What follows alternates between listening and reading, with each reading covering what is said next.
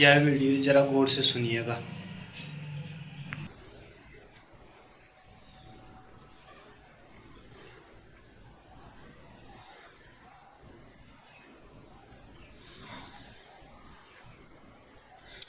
पहला प्रश्न।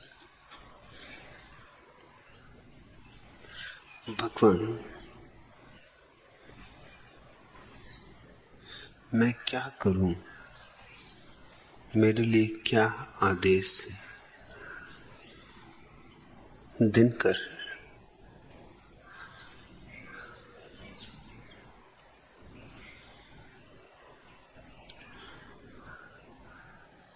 मैं करने पर जोर नहीं देता हूं, मेरा जोर है होने पर।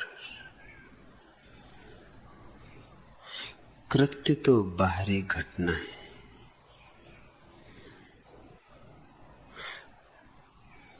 मनुष्य के जीवन की परिधि है, केंद्र नहीं। और परिधि को हम कितना ही सजा लें, आत्मा वैसी की वैसी, दरिद्र की दरिद्र ही बनी रहती है। लेकिन सदियों से ये अभिशाप मनुष्य की छाती पर सवार रहा है। ये करने का भूत। क्या करे? नहीं कोई पूछता कि मैं कौन हूं, बिना ये जाने कि मैं कौन हूं। लोग पूछे चले जाते हैं क्या करूं। फिर तुम जो भी करोगे गलत होगा। भीतर तो अंधेरा है। फिर नाम चाहे तुम दिनकर ही रखो, कुछ भेदना पड़ेगा। आंखें तो अंधी हैं। फिर चाहे तुम चश्मा ही लगा लो तो भी किसी काम नहीं आएगा। मुल्ला नसरुद्दीन आंखों के डॉक्टर के पास गया था। आंखों की जांच चलती जाती और बार बार वो पूछता है कि डॉक्टर साहब, चश्मा बन जाएगा तो मैं पढ़ने तो लगूंगा ना? डॉक्टर ने उसे कई दफा कहा कि बड़े मियां, कितनी बार कहूं, जरूर पढ़ने लगोगे। एक दफा ठीक ठीक नंबर का चश्मा बन जाए, क्यों नहीं पढ़ोगे? नसरुद्दीन सुनता है, लेकिन भरोसा ना कर पाता। फिर थोड़ी देर में पूछता कि आप सच कहो, पढ़ने लगूंगा? फिर से पढ़ने लगूंगा।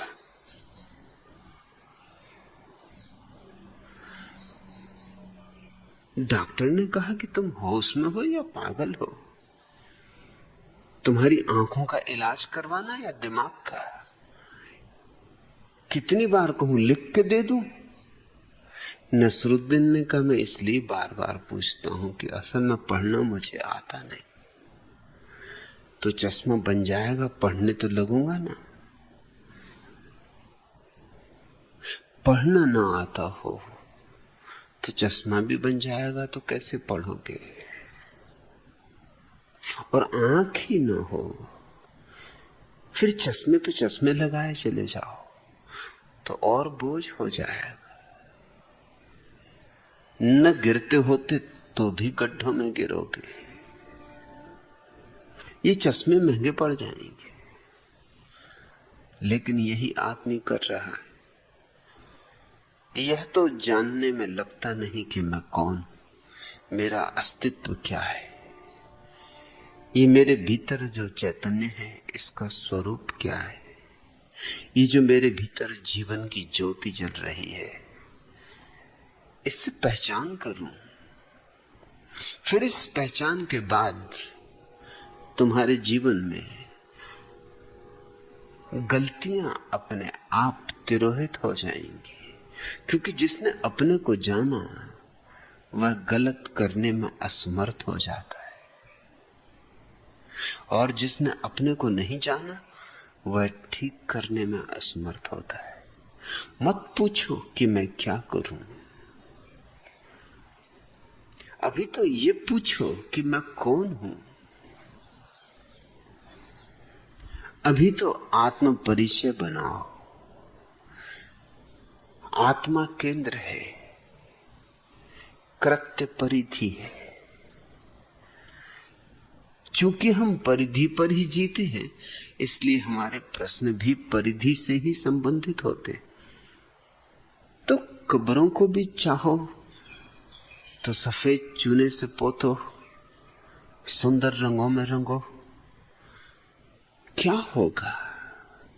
जीसस ने बार बार कहा है कि तुम पुती हुई कब्रों जैसे लोग हो। बाहर से तो यूं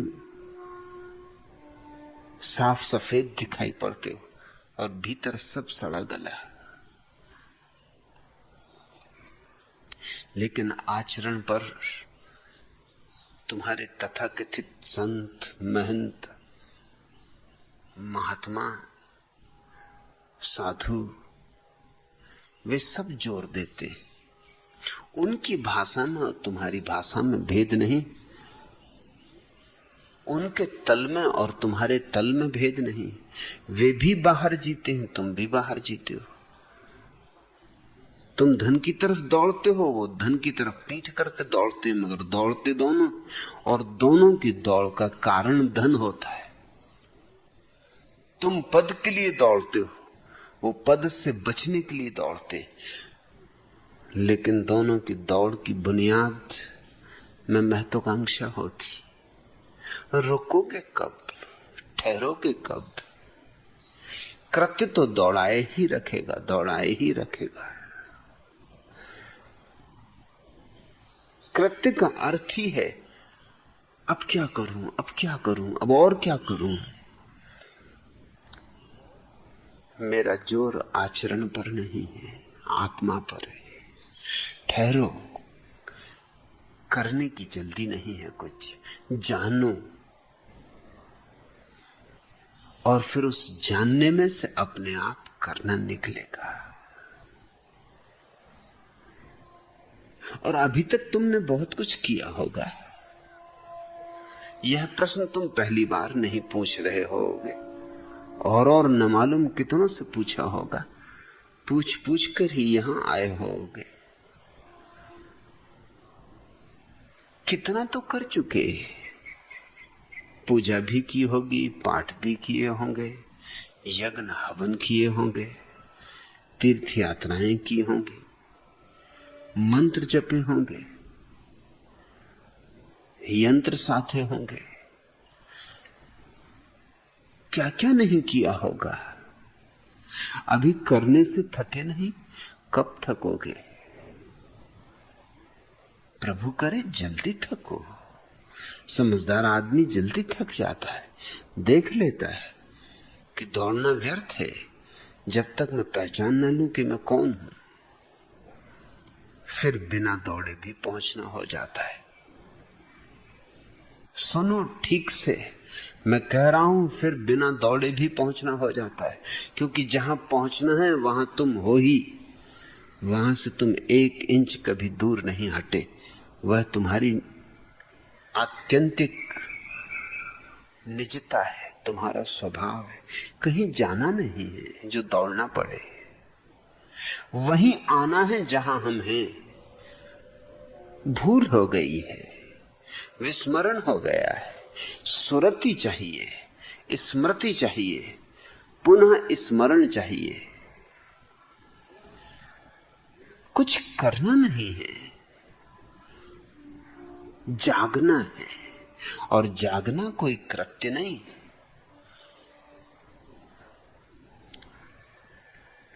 लेकिन हमारी भाषाएं हैं, और भाषाएं हमारी सुनिश्चित हो जाती। सेठ चंदूलाल मारवाड़ी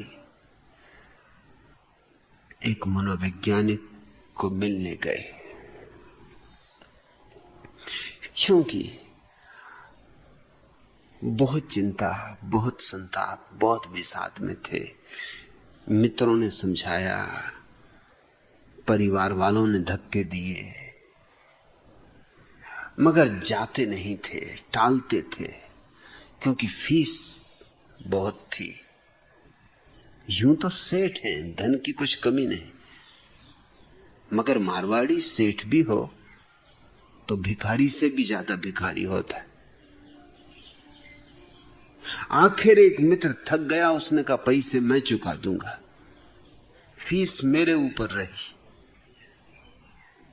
तो चंदूजाल जाने को राजी हुए। गए। मनोवैज्ञानिक ने बात शुरू की, पूछा, सेठ चंदूलाल, मनुष्य पर किस प्रकार के भावों का सबसे घातक प्रभाव पड़ता है? चंदूलाल ने कहा, बाजार के भावों का।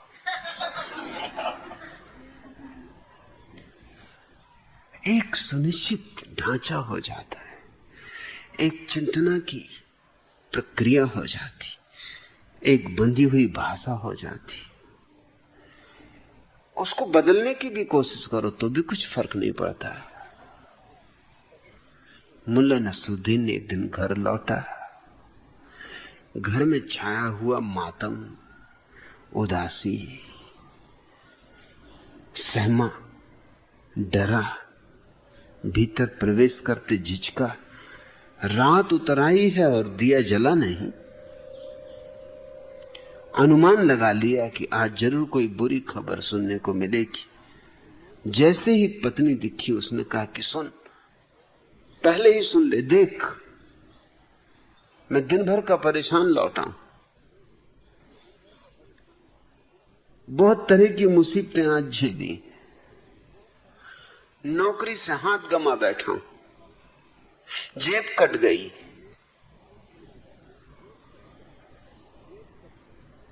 अदालत में मुकदमा हार गया हूं, और क्या क्या कहूं। आत्महत्या तक का विचार मेरे मन में आने लगा है। ऐसी स्थिति में कोई बुरी खबर मत सुनाना। पत्नी बोली कि मैं क्यों बुरी खबर सुनाऊंगी? हमारे 7 बच्चे हैं, उनमें से 6 अभी भी जिंदा हैं।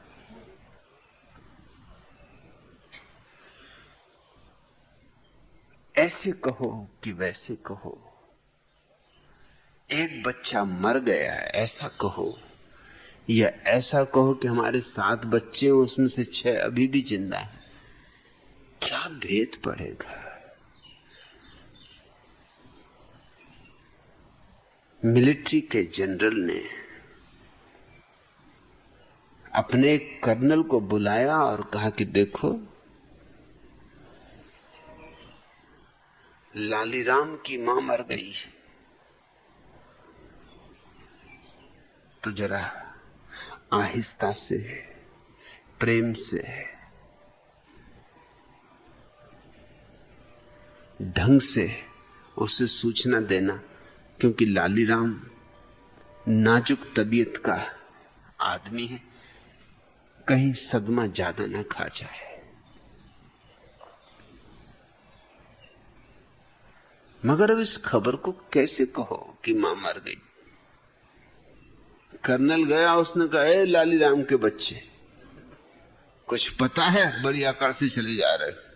अरे मां चल बसी। लालीराम वहीं ढेर होकर गिर पड़ा। जनरल ने बुला के कहा कि मैंने समझाया था, फिर भी तूने वही नालायकी की। देख, आगे कभी मौका आए तो आहिस्ता आहिस्ता कोई बात कहनी चाहिए। संयोग की बात, 7 दिन बाद लालीराम के पिता भी चल बसे।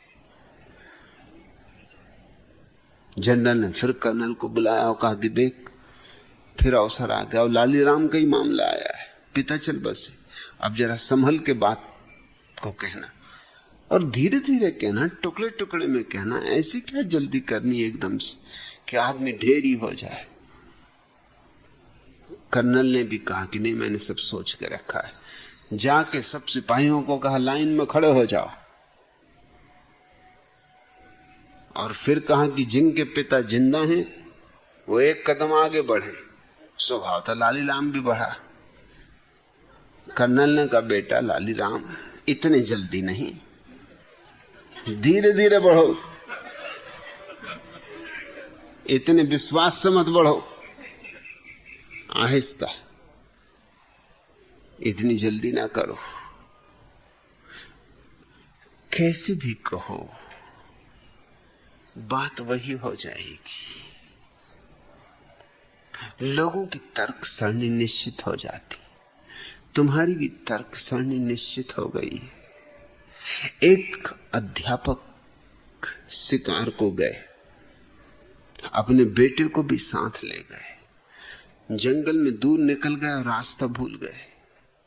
आखिर गुस्से में आके बच्चे को मारने लगे। शिक्षक ही जो ठहरे, शिक्षक को गुस्सा आए तो क्या करे, बच्चों को मारता है। पति को गुस्सा आए पत्नी को मारता है, पत्नी को गुस्सा आए बच्चों को, बच्चों को गुस्सा आए खिलौनों को तोड़ देते। मनोवैज्ञानिक कहते हैं कि शिक्षक वही लोग होते हैं जो जानते हैं भली भांति कि और किसी को तो जिंदगी में सता ना सकेंगे, छोटे छोटे बच्चों को ही सता सकेंगे। हो जाओ शिक्षक, ये धंधा अच्छा है।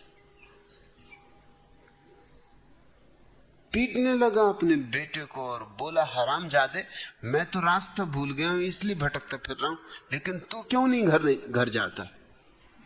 तू तो घर जा।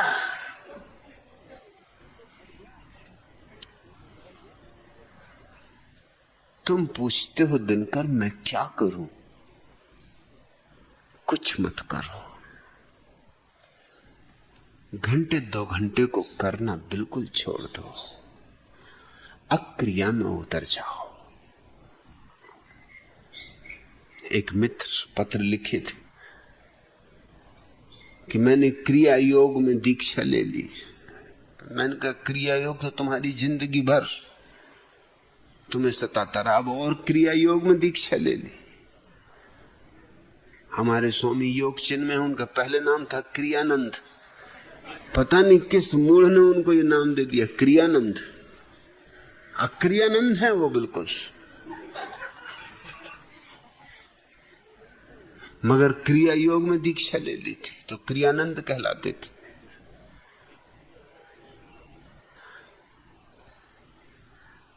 दिनकर अक्रिया साधो।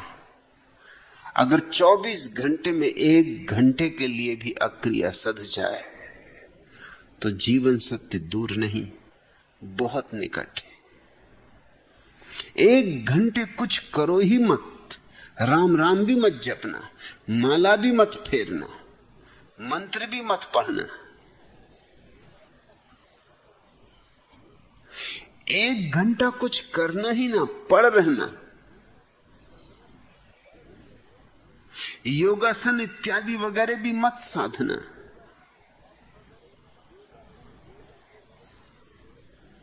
एक से एक योगासन दुनिया में प्रचलित है।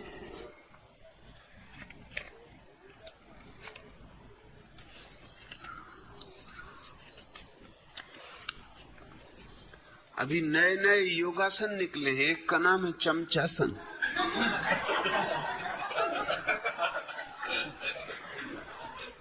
सबसे पहले सीधे खड़े हो जाइए, मुंह पर भोलापन और आंखों में मक्कारी लाइए, फिर क्रमशः भोलापन को दीनता में बदलिए और मक्कारी को चाटुकारिता में परिवर्तित कीजिए। अब टांगों को सीधा रखकर धीरे धीरे झुकते हुए नासिका को जमीन पर पहले से रखे हुए जूतों पर रगड़िए और गहरी गहरी श्वास लीजिए। कोहनियों को पेट से सटाकर दोनों हाथ जोड़कर प्रणाम की मुद्रा बनाइए। जब तक जूते हटा ना लिए जाएं तब तक सीधे खड़े मत होइए।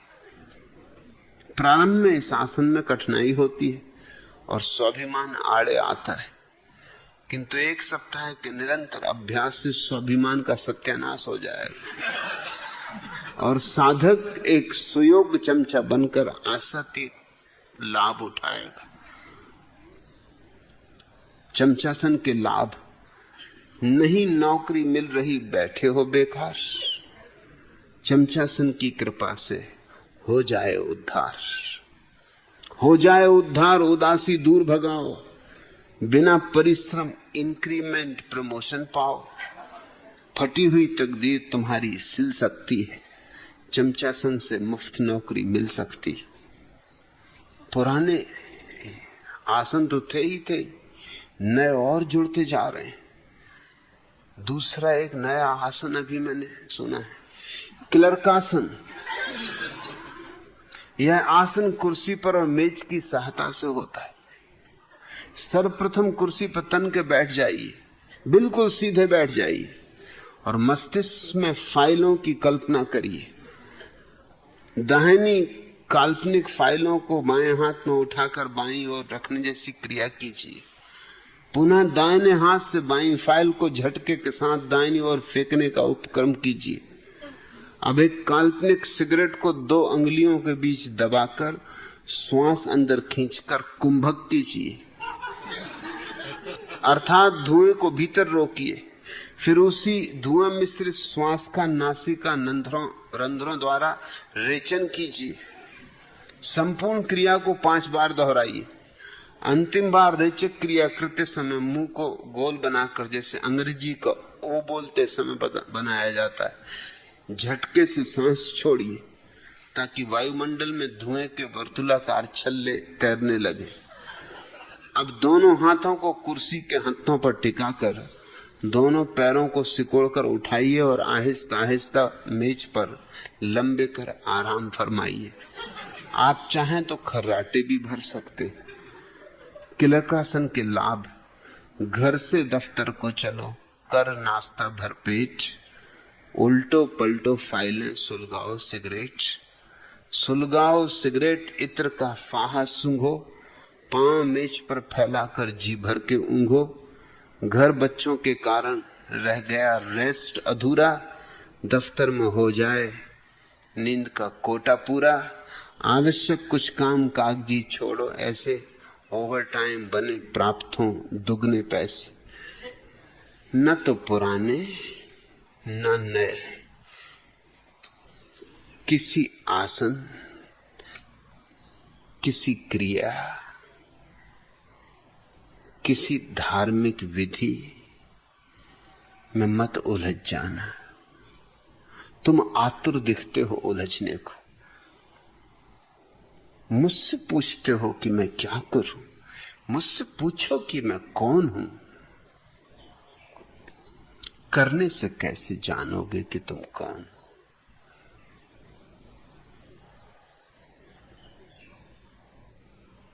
करने से तो तुमने क्या किया ये पता चलेगा।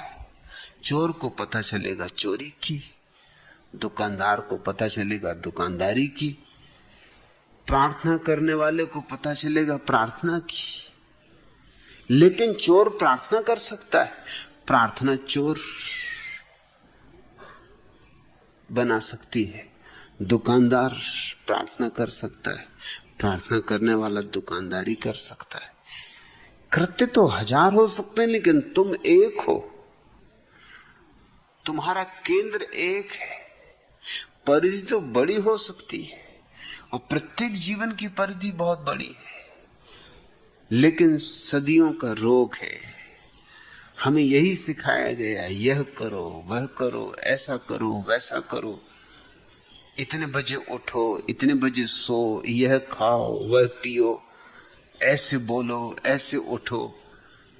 बस इसी गोरख धंधे में लोग लगे हैं और सोचते हैं कि उनका जीवन धार्मिक हो रहा है। जीवन हाथों से खिसका जा रहा है। जीवन के धार्मिक होने की एक ही संभावना है कि उसको पहचान लो जो सब करने के पीछे बैठा है, जो सब कृत्य का साक्षी है। कर्ता नहीं है, साक्षी है, सिर्फ दृष्टा है।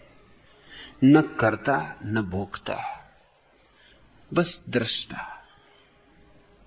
ये 3 शब्द समझने जैसे। कर्ता सबसे बाहर, भोक्ता थोड़ा भीतर, और दृष्टा सबसे भीतर। कर्ता की बजाय भोक्ता होना बेहतर, भोक्ता की बजाय दृष्टा होना बेहतर। क्योंकि जितने तुम भीतर आते हो उतने अपने ही करीब नहीं आते, परमात्मा के भी करीब आते हो।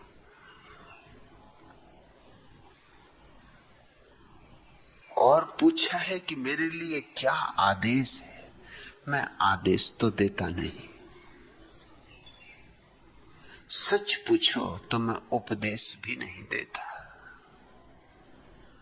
महावीर ने कहा है तीर्थंकर आदेश नहीं देते, उपदेश देते। मैं उपदेश भी नहीं देता। आदेश उपदेश का भेद समझ लो तो तुम्हें यह भी समझ में आ जाएगा कि मैं उपदेश भी क्यों नहीं देता। आदेश का अर्थ होता है स्पष्ट सूचन, निर्देश, ऐसा करो। उसका जोर कृत्य पर होता है। सुबह ब्रह्म मुहूर्त में उठो, यह आदेश। उपदेश थोड़ा नाजुक, इतना स्पष्ट नहीं, इतना सीधा नहीं। उपदेश का अर्थ होता है मुझे देखो। उपदेश का शाब्दिक अर्थ होता है मेरे पास बैठो। उप यानी पास, देश, स्थान, मेरे पास बैठो। जो अर्थ उपासना का होता है वही उपदेश का, जो अर्थ उपवास का होता है, उपनिषद का होता है, वही उपदेश का। महावीर ने कहा है कि तीर्थंकर आदेश नहीं देते, वे किसी को नहीं कहते कि ऐसा करो, क्योंकि प्रत्येक व्यक्ति की स्वतंत्रता को वे अंतिम मूल्य देते। लेकिन तीर्थंकर उपदेश देते। उपदेश का अर्थ मेरे पास बैठो, देखो, समझो, पहचानो, फिर उसके अनुसार जियो। ये परोक्ष आदेश हुआ। मैं ब्रह्म मुहूर्त में उठता हूं और तुम मेरे पास उठोगे, बैठोगे, तो तुम भी ब्रह्म मुहूर्त में उठने लगोगे। मैंने कभी कहा नहीं कि ब्रह्म मुहूर्त में उठो, सीधे सीधे नहीं कहा, लेकिन मेरे पास रहोगे तो मनुष्य की स्वाभाविक प्रवृत्ति अनुकरण की है। जैसा देखता है वैसा करने लगता है। जिनका संग होता है उन जैसा हो जाता है। चोरों के साथ रहोगे चोर हो जाओगे, साधुओं के साथ रहोगे साधु हो जाओगे। मगर न चोर होने में कुछ बड़ा मूल्य हो, न साधु होने में बड़ा मूल्य, कि दोनों हालत में तुमने अनुकरण ही तो किया। भेद क्या है? मैं तुमसे कहता हूं ना मैं आदेश देता ना उपदेश देता। मैंने जो जाना है, जो मैंने जिया है, उसे सिर्फ अभिव्यक्त कर देता हूं। फिर तुम्हारी मौज, तुम्हारी मर्जी।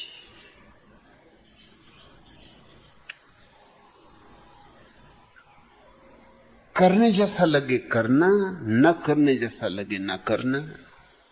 अनुकूल पड़े करना, अनुकूल न पड़े न करना। ना तो तुम करोगे तो मैं प्रसन्न होऊंगा, और ना तुम ना करोगे तो मैं अप्रसन्न होऊंगा। मेरी कोई अपेक्षा ही नहीं है। मेरे सन्यासियों से मेरी कोई अपेक्षा नहीं। मैं अपना जीवन तुम्हारे सामने खोल के रख देता हूं। मैं अपनी जीवन दृष्टि तुम्हारे सामने उगाड़ देता हूं, और मैं तुम्हारा धन्यवादी हूं, क्योंकि तुमने मेरी जीवन दृष्टि को समझने योग्य समझा। तुमने इस योग्य भी समझा कि मेरे दो शब्द सुनते। तुम मानो ये तो सवाल ही नहीं उठता। मैं कौन हूं जो तुम्हें कहूं कि तुम मानो? और अनजाने ढंग से तुम्हें मनाऊं, ये भी सवाल नहीं उठता, क्योंकि वह भी राजनीति हो जाएगी। जैसे दिया जलता है, अब उसकी रोशनी का तुम्हें जो करना हो कर लो। फूल खिलता है, उसकी गंध का तुम्हें जो करना हो कर लो। न कोई आदेश है, न कोई उपदेश है। प्रार्थना कर सकता हूं, न आदेश न उपदेश। निवेदन कर सकता हूं, न आदेश न उपदेश। एक न एक क्षमा अंधेरे में जलाए रखिए। एक न एक क्षमा अंधेरे में जलाए रखिए। सुबह होने को है, माहौल बनाए रखिए। जिनके हाथों से हमें जख्म नेहा पहुंचे हैं, वही कहते हैं कि जख्मों को छुपाए रखिए। एक न एक क्षमा अंधेरे में जलाए रखिए। कौन जाने कि वो किस राह गुजर से गुजरे। कौन जाने कि वो किस राह गुजर से गुजरे। हर गुजर राह को फूलों से सजाए रखिए। एक न एक क्षमा अंधेरे में जलाए रखिए। दामने यार की जीनत न बने हर आंसू। अपनी पलकों के लिए कुछ तो बचाए रखिए। एक न एक क्षमा अंधेरे में जलाए रखिए। कौन जाने कि वो किस राह गुजर से गुजरे। कौन जाने कि वो किस राह गुजर से गुजरे। हर राह गुजर को फूलों से सजाए रखिए। एक न एक क्षमा अंधेरे में जलाए रखिए। और समा तो जल ही रही है। जलाए रखिए ये कहना भी शायद ठीक नहीं, लेकिन समा जल रही है भीतर और आंखें तलाश रही बाहर। इस तालमेल नहीं हो पाता। क्षमा कहीं, तुम कहीं। क्षमा भीतर, तुम बाहर। जरा भीतर लौट के देखना शुरू करो। दिनकर घड़ी दो घड़ी 24 घंटे में चुप बैठ रहो, कुछ न करो, लेट रहो, पड़े रहो जैसे हो ही नहीं, शून्यवत। और उसी शून्य में धीरे धीरे भीतर की क्षमा स्पष्ट होने लगेगी। धुआं कट जाएगा। और जिस दिन भीतर का धुआं कटता है, आंखें स्पष्ट देखने में समर्थ हो जाती, उस दिन तुम परमात्मा हो। सारा अस्तित्व परमात्मा है। और वह अनुभूति आनंद है, मुक्ति है, निर्वाण है।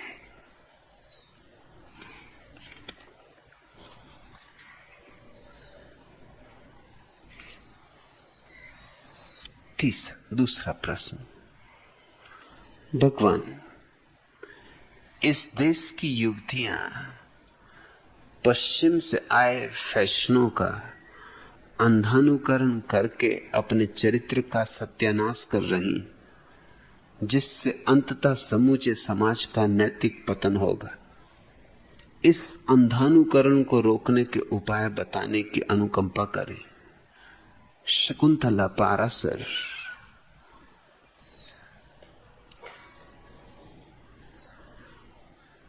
ऐसा लगता है तुम गलत जगह आ गई। यह बात तुम्हें करपात्री महाराज से पूछनी चाहिए, पुरी के शंकराचार्य से पूछनी चाहिए, आचार्य तुलसी से पूछनी चाहिए, कांची स्वामी से पूछनी चाहिए। देश में महात्मा ही तो महात्मा है। यहां कौन है जो महात्मा नहीं? संतों की भीड़ है। गलत कह गए पुराने लोग कि संतों के नहीं लेहड़े। सिंह न चले जमात। गलत, बिल्कुल गलत। यहां तो लेहड़े ही लेहड़े हैं संतों के। चले जाओ कुंभ के मेला और लेहड़े ही लेहड़े। हर तरह के संत, तरह तरह के संत, हर प्रकार के संत।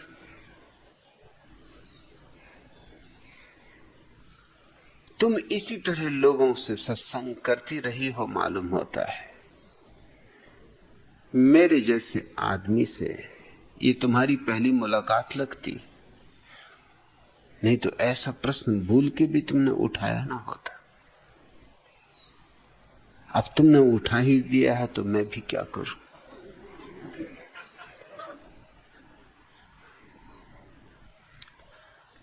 पहली तो बात, इस भ्रांति को छोड़ दो कि तुम्हारा समाज कोई नैतिक समाज है, कि इसका पतन हो जाएगा। इसका पतन हो ही नहीं सकता, असंभव। क्योंकि और नीचे क्या गिरोगे? नीचे गिरने को जगह भी तो चाहिए।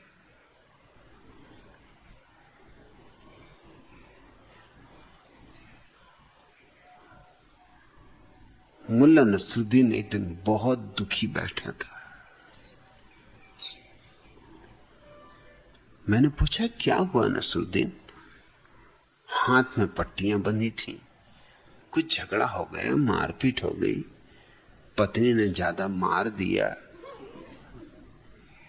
या कोई दुश्मनों ने लूट लिया, क्या हुआ? हाथ का क्या हुआ? दोनों हाथों में पट्टियां बंधी। नसरुद्दीन ने कहा कुछ मत पूछिए, दुर्भाग्य, बस दुर्भाग्य, और कुछ ज्यादा क्या कहना। थोड़ा कहा और ज्यादा समझना। मैंने कहा कि मेरा मामला उल्टा, मेरा मामला यूं है कि बहुत कहा और थोड़ा समझना।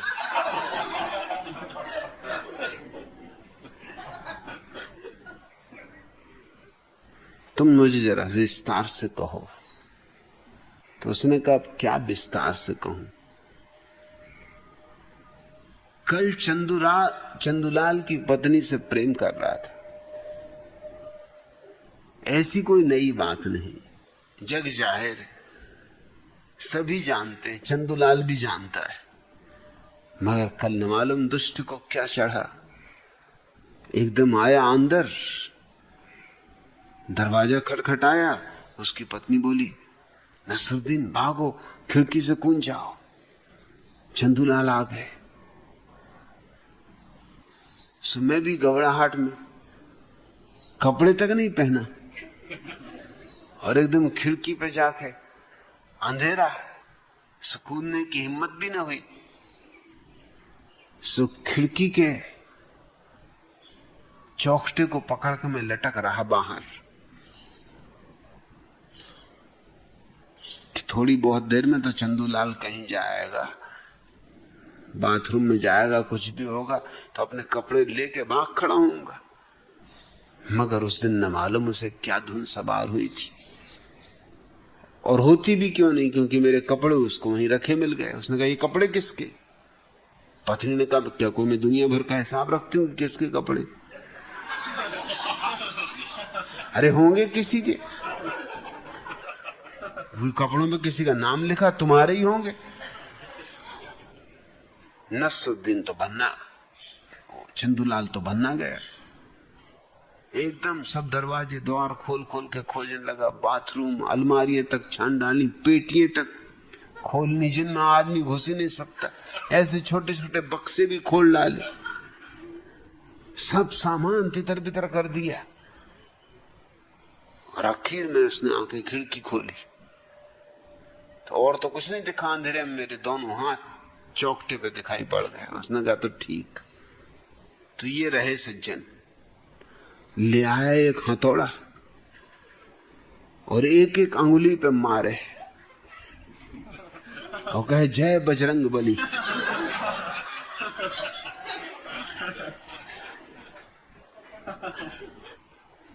तो मैंने कहा ये तो बात सच में दुर्भाग्य की है, दुख की बात है। अरे उसने कहा ये कुछ भी नहीं, अभी दुख की बात आई ही नहीं। मैंने कहा तुम्हारी अंगुलियां तोड़ रहा हथौड़ा से, ये कुछ भी नहीं।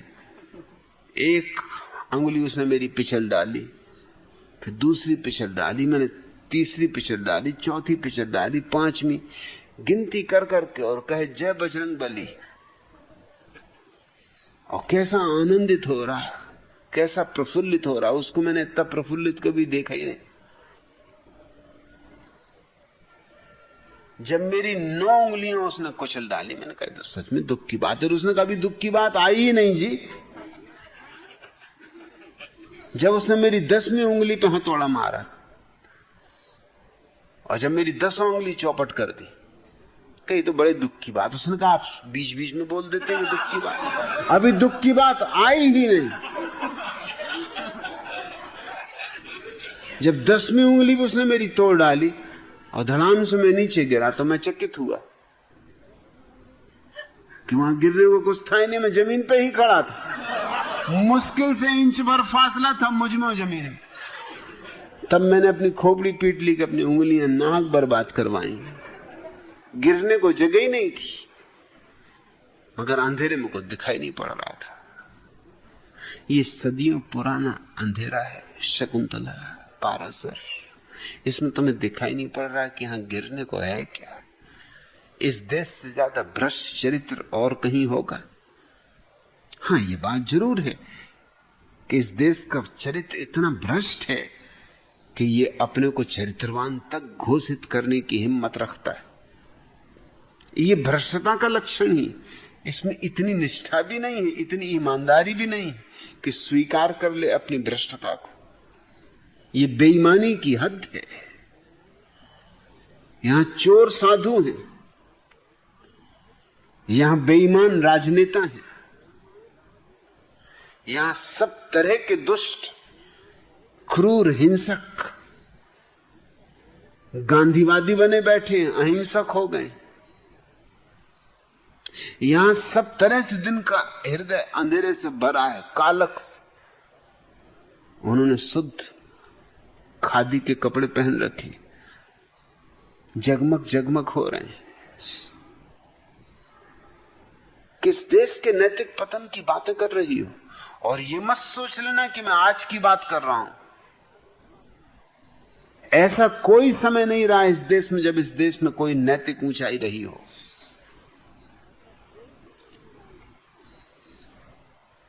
तुम अपने सारे पुराण उठा के देख डालो, मगर किसको पड़ी देखने की? शायद इसी डर से हम देखते भी नहीं कि कहीं कोई ऐसे तथ्य न मिल जाएं कि हमारी भ्रांतियां टूट जाएं। नहीं तो तुम्हारे पुराणों में जितनी सड़ी गली कथाएं दुनिया के किसी साहित्य में नहीं। और जैसी अनैतिक तुम्हारे देवताओं, तुम्हारे महात्माओं और ऋषि मुनियों के जीवनों में घटनाएं, कोई दूसरा देश इतनी हिम्मत नहीं कर सकता कि उनको पुराणों में सम्मिलित करे। कृष्ण कितने लोगों की स्त्रियों को चुरा लाए? वो कोई आधुनिक थे तुम समझती हो? कोई कैम्ब्रिज में कि ऑक्सफोर्ड में पढ़े थे?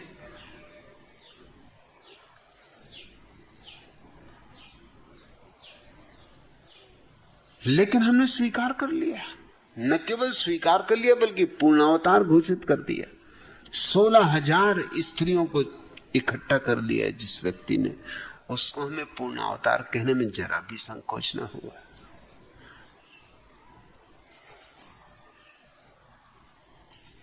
जरा आज किसी की गगरी में कंकड़ तो मारो और किसी का माखन तो चुराओ और किसी के कपड़े तो चुरा के झाड़ों पे चढ़ जाओ।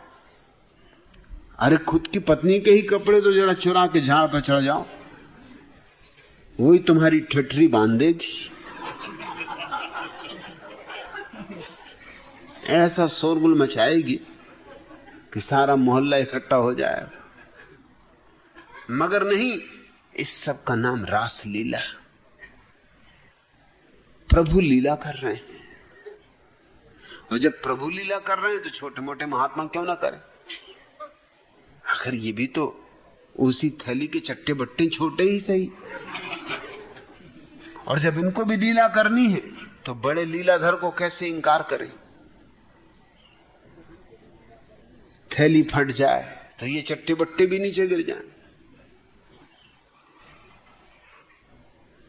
तुम जरा अपना इतिहास तो उठा के देखो, अपने ऋषि मुनियों की कथाएं तो उठा के देखो। उनके जीवन में तुम्हें ऋषि मुनि जैसा कुछ भी ना मिलेगा। तुम दुर्वासा जैसे व्यक्ति को भी ऋषि कहते हो, शर्म भी नहीं, संकोच भी नहीं।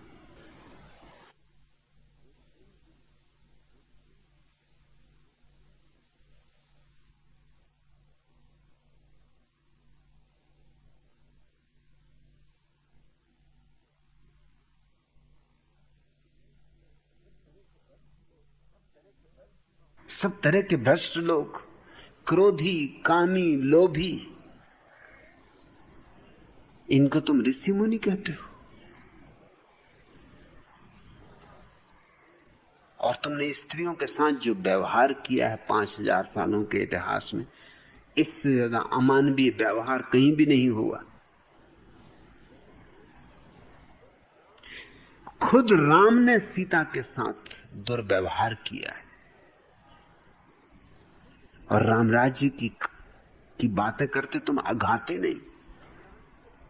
राम राज्य को फिर से लाना चाहते हो। महात्मा गांधी को ये झक सवार थी कि फिर राम राज्य आना चाहिए। जैसे एक बार राम राज्य देखकर तुम्हारा मन नहीं भरा,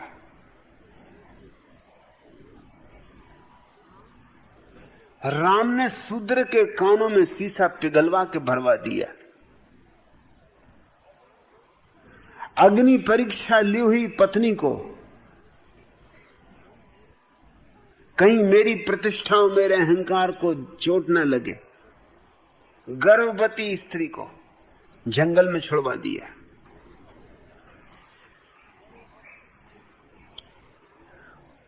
यह सब तुम स्त्री के साथ करते रहे। स्त्री को नरक का द्वार, और स्त्री की कैसी कुत्सित चर्चा की है कि आश्चर्य होता है कि स्त्रियां बर्दाश्त करती रही। स्त्रियां ही इन महात्माओं की सबसे ज्यादा सेवा करती। स्त्रियों को इनकी गर्दन दबा देनी चाहिए। स्त्रियों को, महात्माओं को खदेड़ के गांव के बाहर कर देना चाहिए। स्त्रियां एक बार तय कर लें तो महात्मा कहीं टिक नहीं सकते। पति की कोई हैसियत है कि महात्मा को घर में टिका ले? स्त्रियों की वजह से महात्मा टिके हुए। पति तो वैसे नहीं टिकाना चाहते कि ये और एक लफंगा कहां से आ गए, मगर पत्नी ले आई है तो अब ठीक है। अगर ज्यादा गड़बड़ करो तो महात्मा तो नहीं टिकेंगे, पति को निकाल बाहर करेगी। पति हो जाएंगे लावारिस और महात्मा यहीं बसेंगे। सो बेहतर यही है कि सह अस्तित्व को मान लो कि ठीक है भाई, पत्नी जिसके पैर छुए उसके पति भी पैर छूता है, और भी जोर से छूता है। पत्नी को भी राजी रखना है।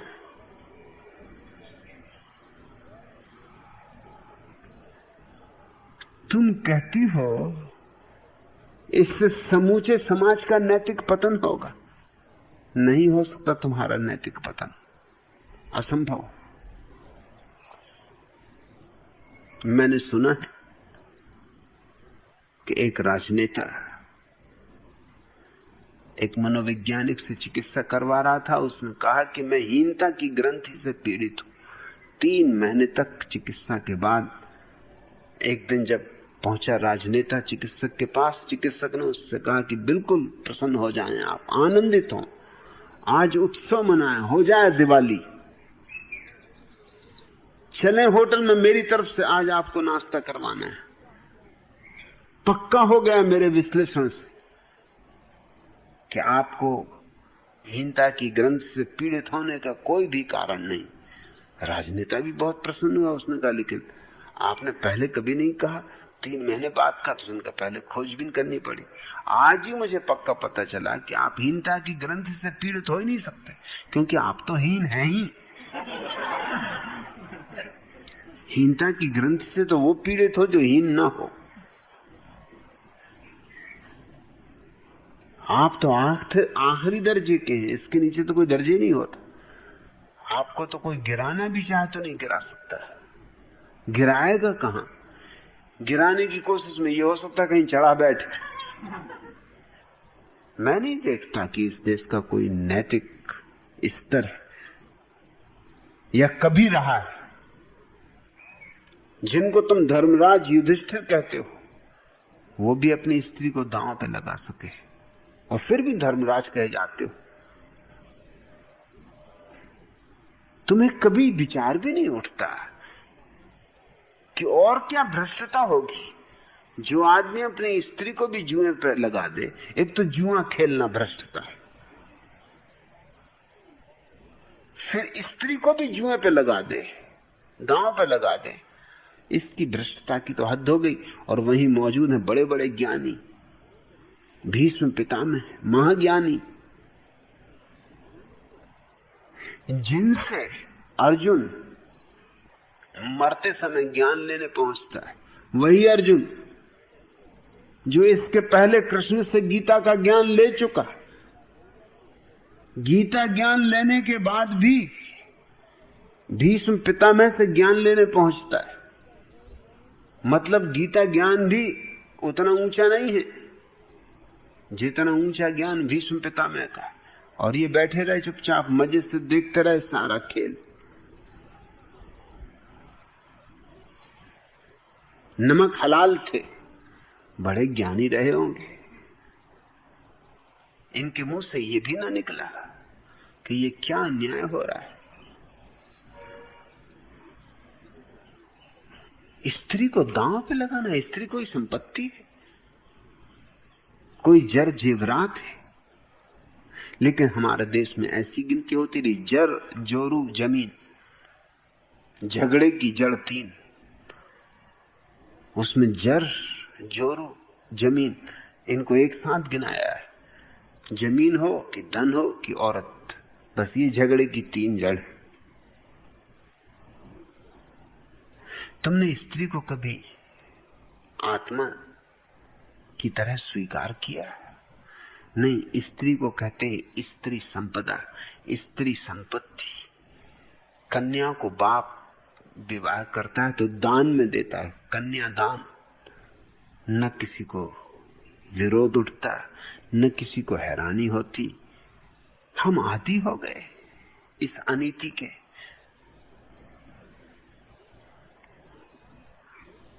पांडवों ने एक स्त्री को बांट लिया 5 भाइयों ने, और किसी को अड़चन नहीं, किसी ऋषि मुनि को ऐतराज नहीं। और तुम्हें फिक्र अब पड़ रही कि इस देश की युवतियां पश्चिम से आए फैसलों का अंधानुकरण करके अपने चरित्र का सत्यानाश कर रही। कौन सा चरित्र? किस चरित्र की बात हो रही है? किस चरित्र के लिए घबरा रही हो कि इसका नाश हो जाएगा? पश्चिम की स्त्री के पास एक चरित्र है जो तुम्हारी स्त्री के पास नहीं, क्योंकि पश्चिम की स्त्री ने स्पष्ट घोषणा कर दी है कि मनुष्य के साथ मेरा अधिकार समान। ये चरित्र है। तुम्हारी स्त्री के पास क्या चरित्र है? वो तो कहती पति को मैं आपके पैरों की जूती, दासी। ये चरित्र है? ये आत्मवान होना?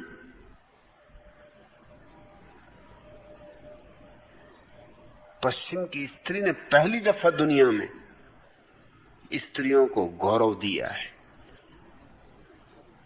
लेकिन तुम्हारे चरित्र की धारणा ही और, तुम्हारे चरित्र के हिसाब ही और, तुम्हारे मापदंड ही और। तो तुम्हारे चरित्र का तो कुल इतना हिसाब होता है कि एक ही पति के साथ जिंदगी भर बंधी रहे तो चरित्र। और पति कुछ भी करे, ये इतनी वैश्याएं कैसे चलती? कौन चलाता है? पति ही चलाते होंगे। या तुम सोचते हो छोटे छोटे बाल बच्चे चलाते? ये उन्ने घुन्ने जो स्कूल में पढ़ते ही चलाते? ये पति ही चलाते होंगे इतनी वैश्याएं। ये जगह जगह जो वैश्याओं के अड्डे जमे, ये कौन चलाता है? लेकिन मर्द मर्द है, वो जो भी करे ठीक है। स्त्री की बात और है। तुम्हारे चरित्र का एक ही अर्थ होता है बस, कि स्त्री पुरुष से बंधी रहे, चाहे पुरुष कैसा ही गलत हो। हमारे शास्त्रों में इसके बड़ी प्रशंसा की गई कि अगर कोई पत्नी अपने पति को बूढ़े मरते सड़ते कुष्ठ रोग से गलते पति को भी कंधे पर रख के वैश्या के घर पहुंचा दी, तो हम कहते हैं यह है चरित्र। देखो क्या चरित्र, कि मरते पति ने इच्छा जाहिर की कि मुझे वैश्या के घर जाना है, और स्त्री उसको कंधे पर रख के पहुंचाई। इसको गंगा जी में डुबो देना था तो चरित्र होता। ये चरित्र नहीं है, सिर्फ गुलामी, ये दास्ता है और कुछ भी नहीं।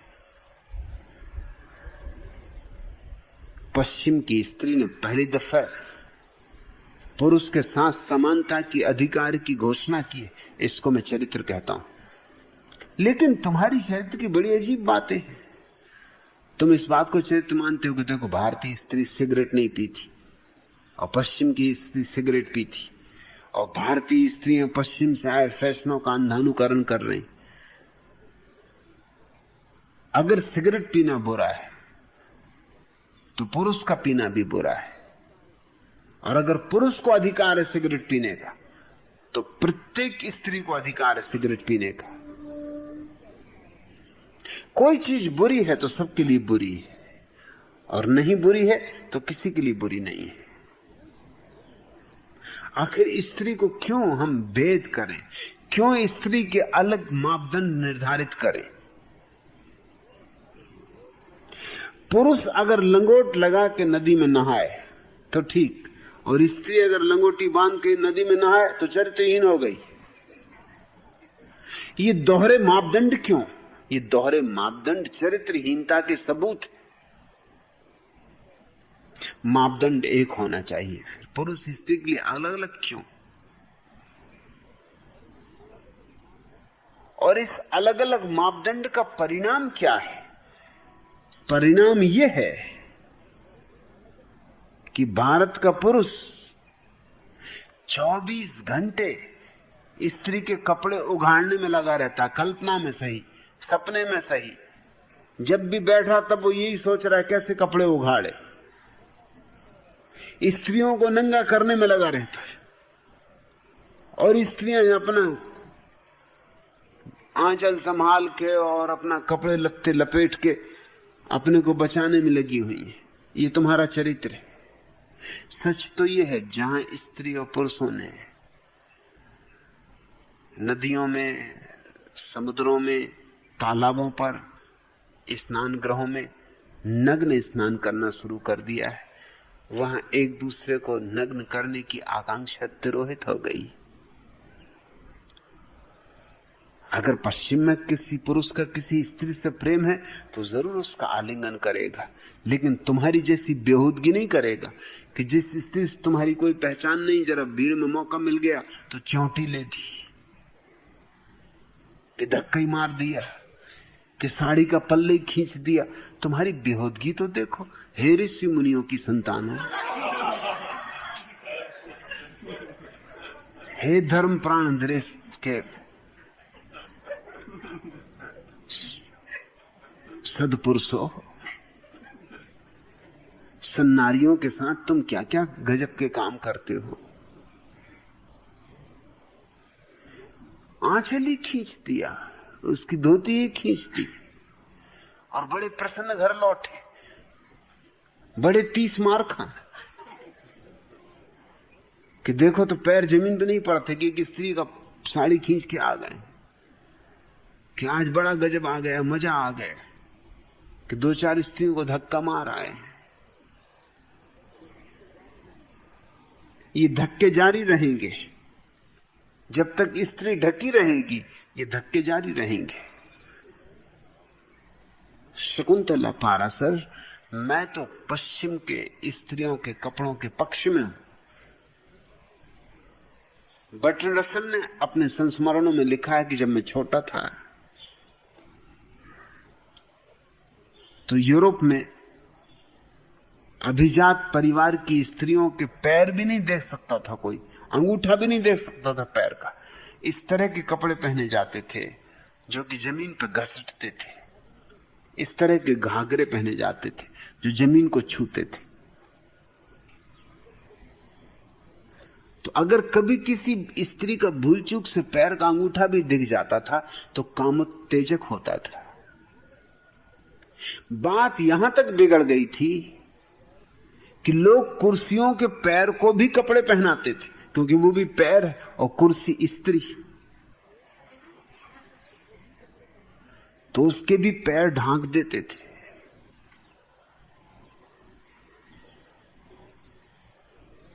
और अब बर्ट्रैंड रसल ने अपनी उम्र के अंतिम दिनों में 90 वर्ष की उम्र में लिखा कि मैं चकित हूं कि क्या हुआ, स्त्रियां इतने शरीर को उगाड़ के जी रही हैं, लेकिन किसी को कोई चिंता नहीं, ना किसी कोई के पैर देख के कामोत्तेजना होती है, न कोई किसी का पैर देख के एकदम दीवाना हो जाता है कि नशे में आ जाता है कि कुछ का कुछ कर गुजरे। जो चीज खुल जाती है उसमें रस ही चला जाता है। अब स्त्रियां तो इतने छोटे छोटे स्कर्ट पहन रही हैं कि अब उघाड़ने को भी कुछ नहीं बचा है।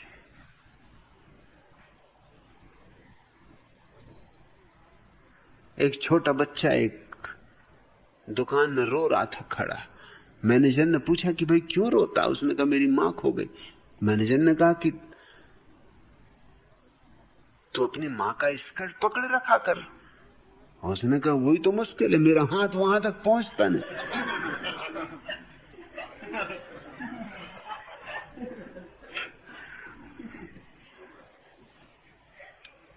शकुंतला पारासर तुम्हें तकलीफ हो रही होगी क्योंकि पुरानी धारणाओं में पली होगी, लेकिन तुम्हें मनोविज्ञान का या मनुष्य के जीवन के निर्माण का कोई बोध नहीं। अगर स्त्री और पुरुष सहज और स्वाभाविक हो जाएं, तो जीवन से सारी अनीति तिरोहित हो जाए। कभी जाके बस्तर के आदिवासी इलाकों में देखो, जहां स्त्रियां करीब करीब अर्धनग्न होती, उनके स्तन तो उघड़े होते।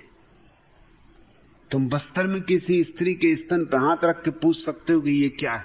वो कहेंगे ये बच्चे को दूध पिलाने का थन, और बात खत्म हो गई।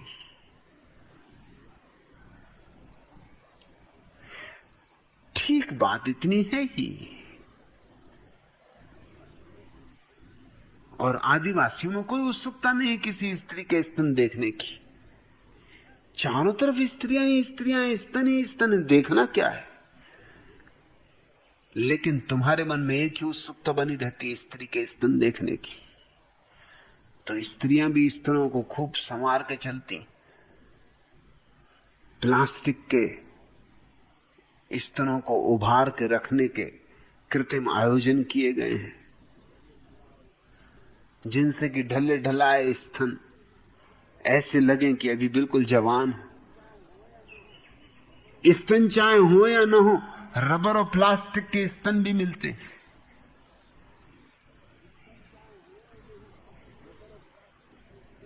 और लोग बड़े उत्सुक होकर देखते। तुमने भी ख्याल किया होगा, बुर्के में ढकी हुई स्त्री को देखो कैसा आकर्षण पैदा होता है। लाख काम छोड़ के तुम पीछे लग जाते हो कि कहीं तो मौका मिलेगा, थोड़ा बहुत तो देख ही लेंगे। लेकिन जो स्त्री बुर्के में नहीं ढकी, उसको देखने की कोई ऐसी उत्सुकता पैदा नहीं होती। देख ही ली। जो चीज प्रकट है उसमें रस चला जाता है। किसी दरवाजे पर तख्ती लिख के टांग दो कि यहां झांकना मना है, फिर देखना वहां से कितने सच्चरित्र व्यक्ति निकल सकते हैं जो बिना झांके निकल जाएं, और निकल भी जाएं तो लौट के आएंगे, और दिन में ना आ सके तो रात में आएंगे, और अगर आ ही ना सके, बिल्कुल ही कायर और कमजोर हुए, तो सपने में वहीं वहीं मंडराएंगे कि है क्या मामला, क्या भीतर क्या है। निषेध आकर्षण बन जाता है। कोई आवश्यकता नहीं है निषेध की। सारे पशु पक्षी बिना निषेध के जी रहे हैं। मनुष्य को भी इतने निषेध की कोई आवश्यकता नहीं। ये भी मनुष्य की कामोत्तेजना है जो उसने स्त्रियों को ढांका है। ये मनुष्य की ही कोशिश है, पुरुष की। पुरुष ने स्त्री को ढकने के लिए मजबूर किया, क्योंकि जितनी स्त्री ढकी हो उतनी कामोत्तेजक हो जाती। ये चरित्र के कारण नहीं है, स्त्री को कामोत्तेजक बनाने के लिए है। उसे ढांको, छिपाओ। जिन जिन अंगों में पुरुष को उत्सुकता है वे ही अंग हैं जो ढके होते। जो उघड़े अंग हैं उनमें कोई उत्सुकता नहीं होती। अगर स्त्री पूरी उघड़ी हो, पुरुष पूरा उघड़ा हो, तो दुनिया में एक दूसरे के शरीर में ऐसा पागल जो दीवानापन है वो अपने आप नष्ट हो जाए। तुम कहती हो इस देश की युवतियां पश्चिम से आए फैशनों का अंधानुकरण करके अपने चरित्र का सत्यानाश कर रही। जरा भी नहीं। एक तो चरित्र है नहीं कुछ, और पश्चिम में चरित्र पैदा हो रहा है। अगर इस देश की स्त्रियां भी पश्चिम की स्त्रियों के भांति पुरुष के साथ अपने को समकक्ष घोषित करें तो उनके जीवन में भी चरित्र पैदा होगा और आत्मा पैदा होगी।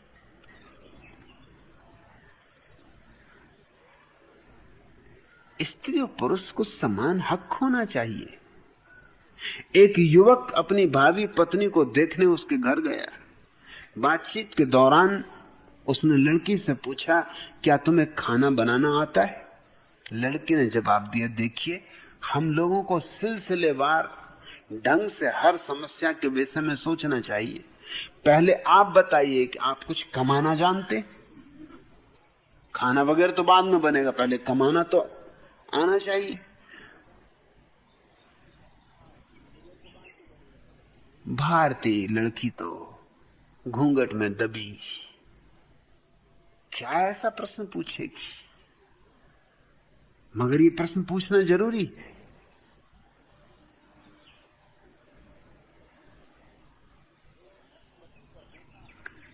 एक लखपति का बेटा अपनी प्रेमिका से बोला, कल मेरे पिताजी का दिवाला निकल गया। मुझे पता था तुम्हारे पिताजी हमारी शादी में जरूर कोई न कोई बाधा डालेंगे। प्रेमिका निराश होकर बोली। ये बात पुरुष तो हमेशा ही करते रहे। स्त्रियों में उनकी उत्सुकता नहीं, स्त्रियों के साथ मिलते दहेज में उत्सुकता है। स्त्री से किसको लेना देना है? पैसा, धन, प्रतिष्ठा। मगर इस लड़की ने चौंका दिया होगा उसे। अब तुम कहोगी ये पश्चिम का अंधानुकरण हो गया, लेकिन लड़की ने ठीक जवाब दिया, मुंह तोड़ जवाब दिया। यही जवाब होना भी चाहिए।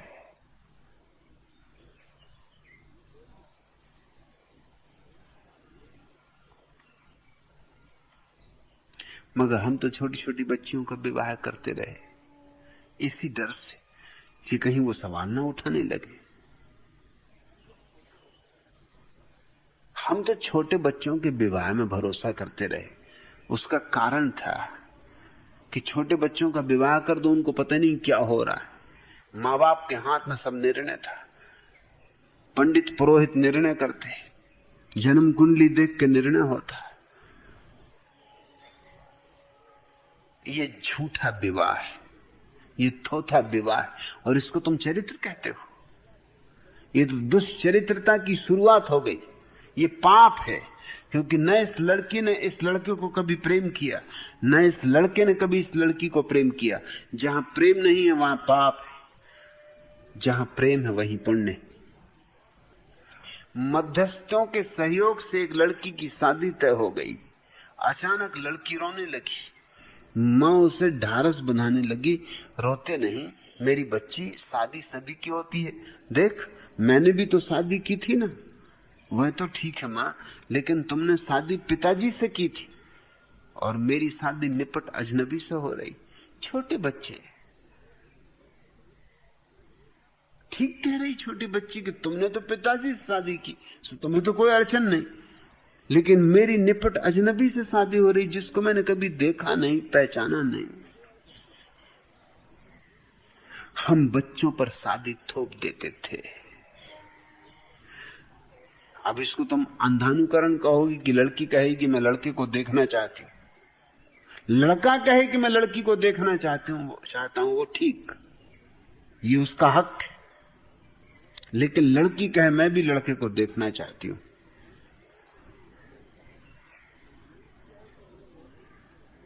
लड़की कहे कि मैं लड़के के साथ महीने 2 महीने रह के देखना चाहती हूं कि यह आदमी जिंदगी भर साथ रहने योग्य है भी या नहीं, तो चरित्र का ह्रास हो गया, पतन हो गया। और इसको तुम चरित्र कहते हो कि जिससे पहचान नहीं, संबंध नहीं, कोई पूर्व परिचय नहीं, इसके साथ जिंदगी भर साथ रहने का निर्णय लेना, ये चरित्र? तो फिर अज्ञान क्या होगा, फिर मूढ़ता क्या होगी?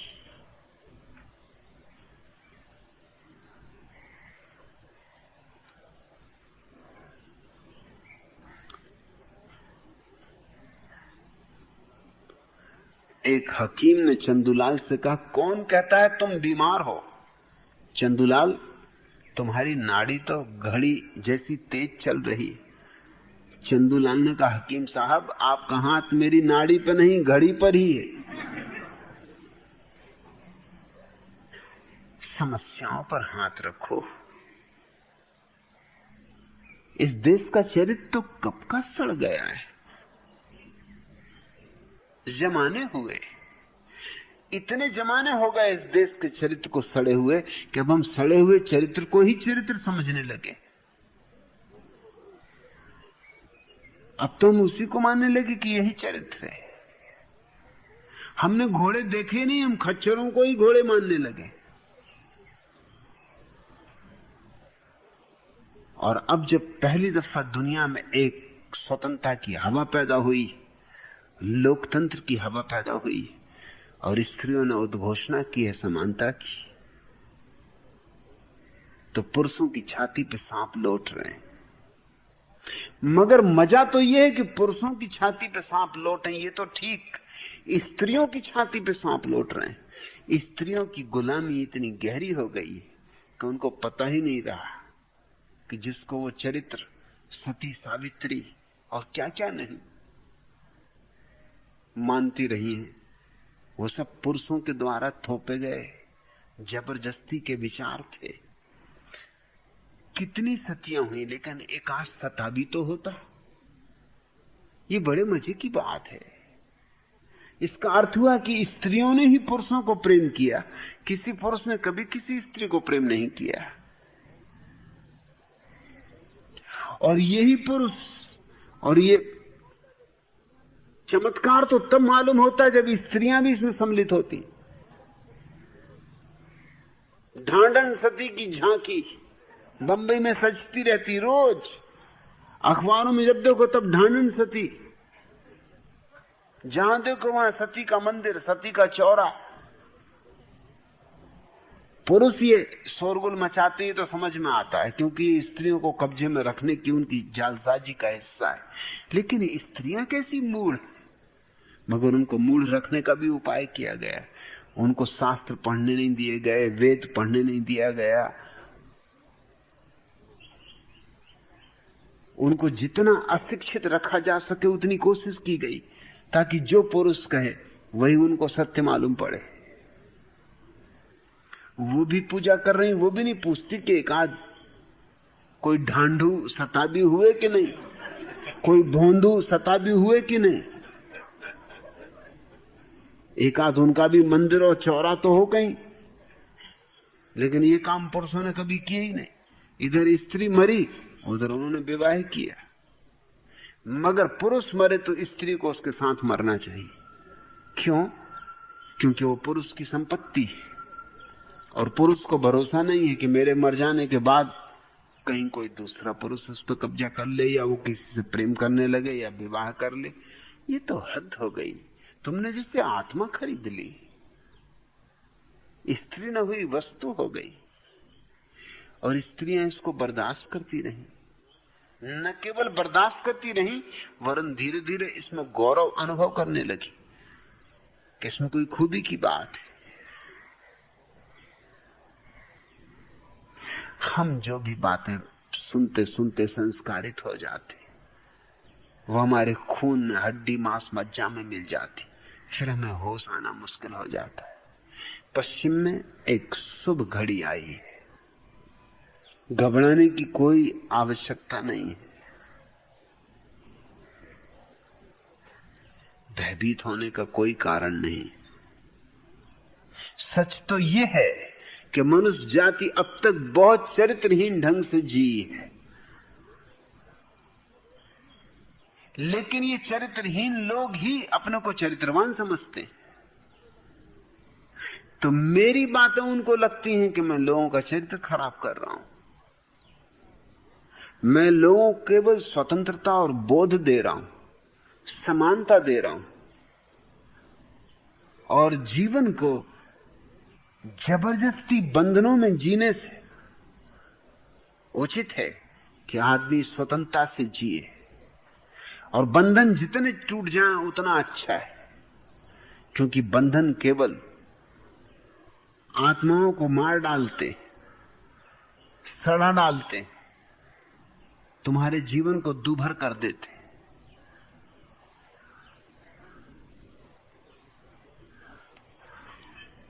एक प्रेमिका अपने प्रेमी से कह रही थी, अगर मैं तुम्हारे साथ शादी कर लूं तो तुम ये सिगरेट पीना छोड़ दोगे ना?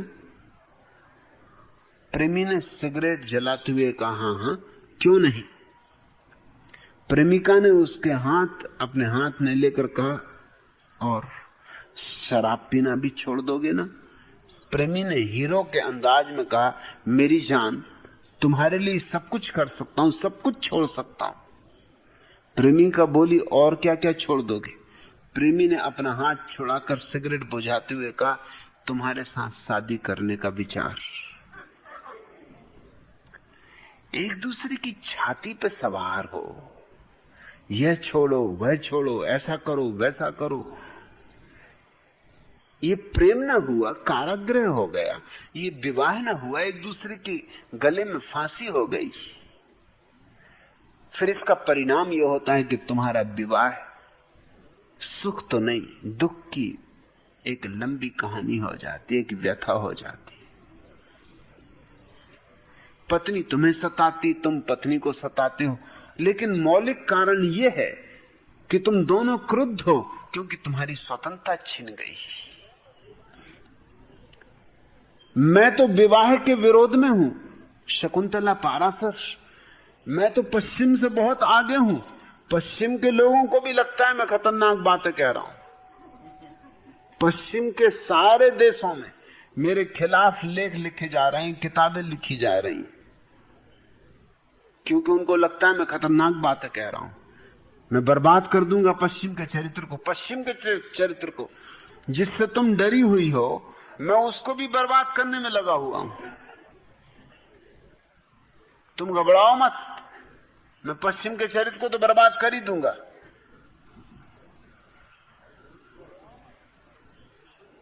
और रही तुम्हारी बात, तो तुम्हारा तो कोई चरित्र है ही नहीं। तुम तो निश्चिंत रहो, तुम तो घोड़े बेच के सो, नंगा नहाए, तो निचोड़े क्या? डर ही नहीं निचोड़ने का, सुखाने वगैरह का तो सवाल ही नहीं उठता कि कहां सुखाएं, क्या करें।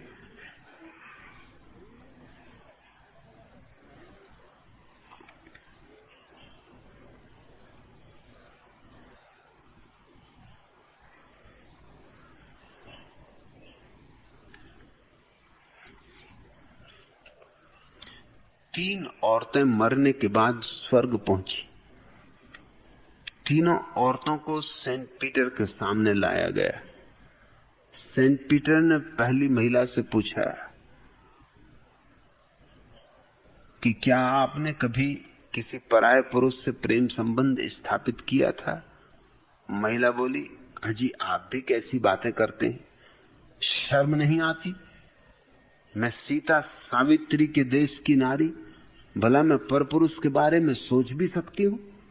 सेंट पीटर ने अपने सहायक से कहा, इसे स्वर्ण महल में भेज दो। अब सेंट पीटर ने दूसरी महिला से पूछा कि क्या आपने कभी परपुरुष के साथ प्रेम संबंध स्थापित किया? महिला बोली कि सिर्फ एक दो बार ही मैंने अपने मोहल्ले के सेठ चंदूलाल से शारीरिक संबंध बनाए थे। सेंट पीटर ने अपने सहायक से कहा कि इन्हें ले जाओ, हीरे जवाहरातों से बने महलों में पहुंचा दो। इसके बाद सेंट पीटर तीसरी महिला की तरफ मुखातिब हुआ और उससे बोला, आप बताइए, आपने कभी किसी पुरुष से प्रेम संबंध बनाया? महिला ने कहा, माफ करिए, मैं झूठ नहीं बोलूंगी, मेरे पास तो जो भी आया कभी खाली हाथ नहीं गया। शास्त्रों में कहा भी है, दान से बड़ा कोई धर्म नहीं। सेंट पीटर ये सुन के अपने सहायक से बोले, इसे मेरे कमरे में पहुंचा दो।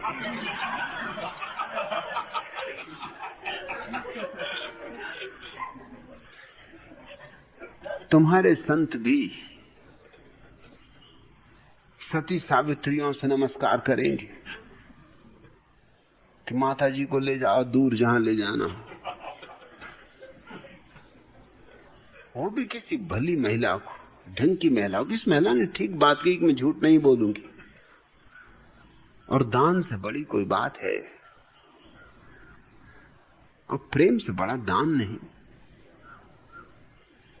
जीवन एक सहज आनंद उत्सव होना चाहिए। इसे क्यों इतना बोझिल, इसे क्यों इतना भारी बनाने की चेष्टा चल रही है? और मैं नहीं कहता हूं कि अपने स्वस्फूर्त चेतना के विपरीत कुछ करो। किसी व्यक्ति को एक ही व्यक्ति के साथ जीवन भर प्रेम करने का भाव है, सुंदर, अति सुंदर, लेकिन ये भाव होना चाहिए आंतरिक, ये ऊपर से थोपा हुआ नहीं, मजबूरी में नहीं। नहीं तो उसी व्यक्ति से बदला लेगा वह व्यक्ति, उसी को परेशान करेगा, उसी पर क्रोध जाहिर करेगा। मैं भारत के इतने घरों में मेहमान रहा हूं और मैं जान के चकित हुआ हूं कि न तो पुरुष पत्नियों से प्रसन्न है, न पत्नियां पुरुषों से प्रसन्न है। पत्नियां क्रुद्ध हैं, पुरुष क्रुद्ध हैं। और मजा ये कि दोनों को साफ नहीं कि ये क्रोध क्यों है। ये क्रोध इसीलिए कि दोनों एक दूसरे के जीवन में बाधा बन गए, दोनों एक दूसरे के जीवन के प्रवाह को अवरुद्ध करते, दोनों एक दूसरे पर नजर रखें जासूस की, दोनों एक दूसरे का चरित्र सुधारने में लगे। और ध्यान रखना, चरित्र सुधारने वालों को कोई कभी माफ नहीं करता।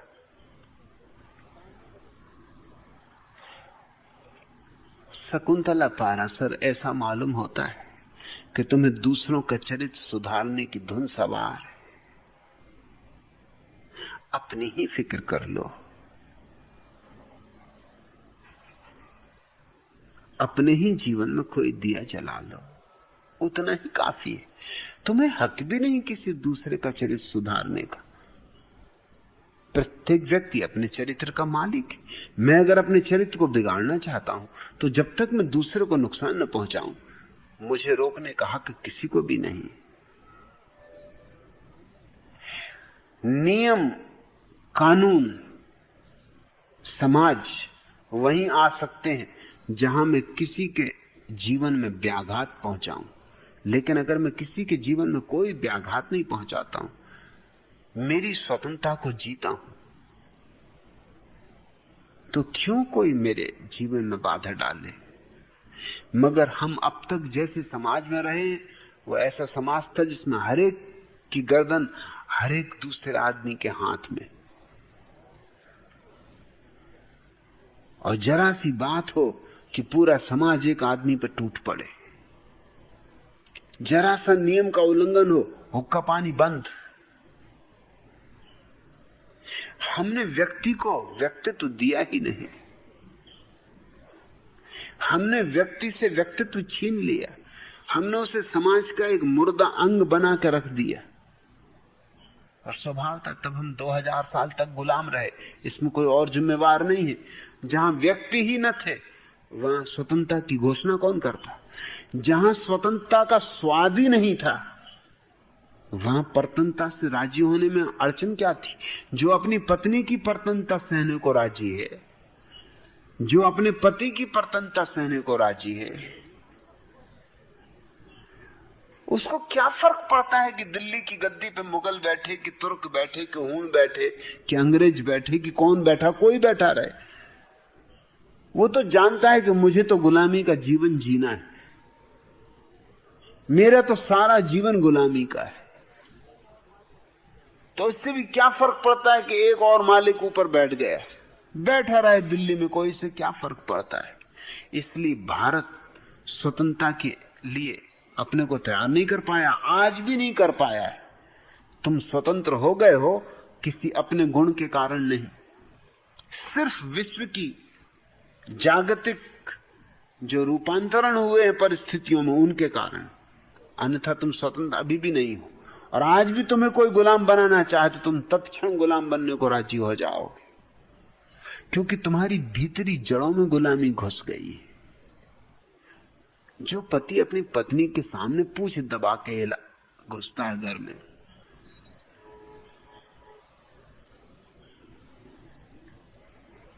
जो पत्नी अपने पति को देख के कपती है, जो बच्चे अपने माँ बाप से डरते हैं, जो माँ बाप अपने बच्चों से डरते हैं, जहां डर ही डर व्याप्त है, वहां चरित्र का कहां से जन्म होगा।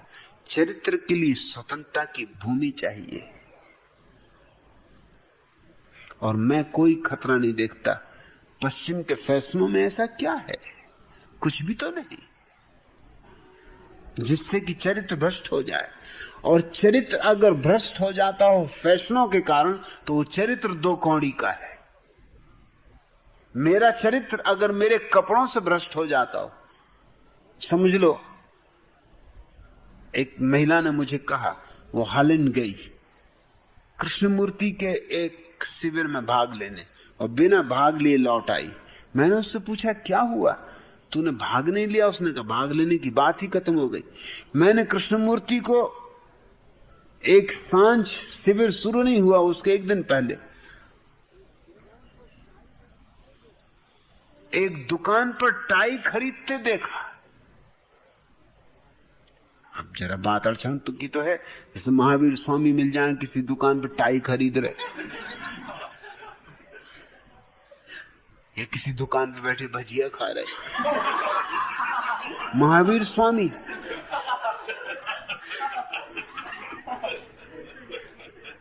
कि भगवान बुद्ध मिल जाएं,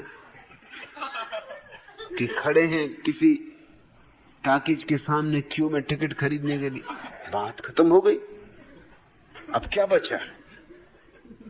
इस महिला ने देखा कृष्णमूर्ति को, पहले तो उसे भरोसा ही नहीं आया अपनी आंखों पर, क्योंकि कृष्णमूर्ति जब भारत आते तो वो कुर्ता धोती पहनते। ठीक है, भारत में कुर्ता धोती बिल्कुल ठीक जमती, लेकिन अब कुर्ता धोती इंग्लैंड में पहनोगे तो दांत किटकिटाते रहेंगे, बोलोगे बालोगे क्या?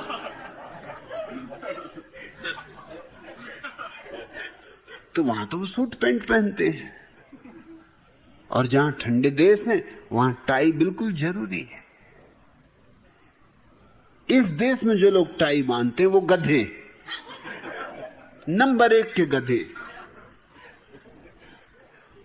जहां गर्मी में लोग मरे जा रहे हैं, टाई बांधने का मतलब यह है कि शरीर में कहीं से भी गले के से भी हवा ना प्रवेश कर सके।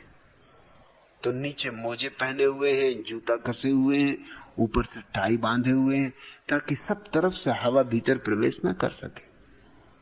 लेकिन भारत में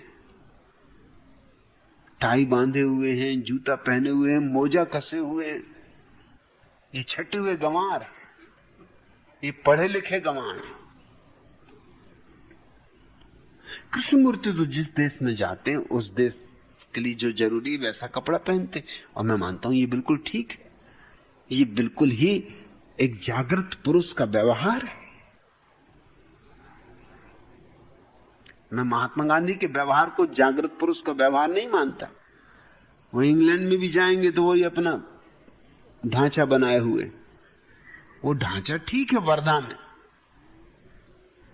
जहां गर्मी से लोग मरे जा रहे हैं, लेकिन इंग्लैंड में वो ढांचा बिल्कुल बेहुदा है, असंगत, अप्रासंगिक। कृष्णमूर्ति को मैं जागृत पुरुष कहूंगा, क्योंकि वो देखते जैसी जरूरत है, जहां जैसी अनुकूलता है, वहां उस ढंग से जीना चाहिए। कोई जीवन से ऊपर कपड़े नहीं है, जीवन के लिए कपड़े हैं, कपड़ों के लिए जीवन नहीं। मगर इस महिला की छाती पर तो बात ही जहर की तरह लगी, तीर चुभ गया कि अरे, जिसको मैं सोचती थी कि भगवान के अवतार हैं, वो टाई खरीद रहे हैं।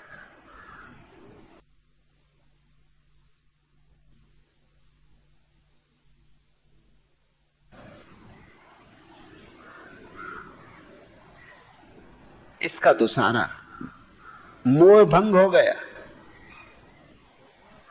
ये तो फिर शिविर में सम्मिलित ही नहीं हुई। इसके लिए तो चरित्र भ्रष्ट हो गया, टाई ने चरित्र भ्रष्ट कर दिया। तुम्हारा चरित्र क्या है? टाई बांधने से भ्रष्ट हो जाएगा। तो टाई ज्यादा मूल्यवान मालूम होती तुम्हारे चरित्र के। अब इंग्लैंड में अगर ब्रह्म मुहूर्त में उठोगे तो डबल निमोनिया होगा।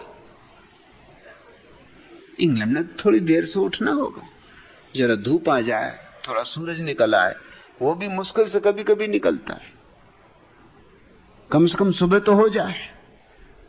हिंदुस्तान में ठीक है, तुम 3 बजे से उठो और रामधुन करो। सच तो यह है कि मच्छर सोने ही कहां देते, मच्छर तो रात भर रामधुन तुम्हारे कान में करते। यहां तो ऐसा धार्मिक कार्य चल रहा है अखंड।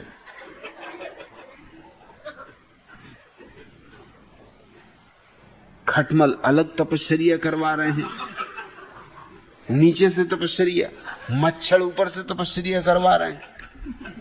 बची खुची बची, अब इनसे कुछ बची खुची और थोड़ा बहुत समय बचा तो उठाए 3 बजे और तुम रामधुन करने लगे। तुम मोहल्ले वालों को सताने लगे, वो किसी तरह सोने के करीब आ रहे थे, तब तुमने अखंड रामायण शुरू कर दी। तुम्हारा चरित्र क्या है? किस चीज को तुम चरित्र कहते हो?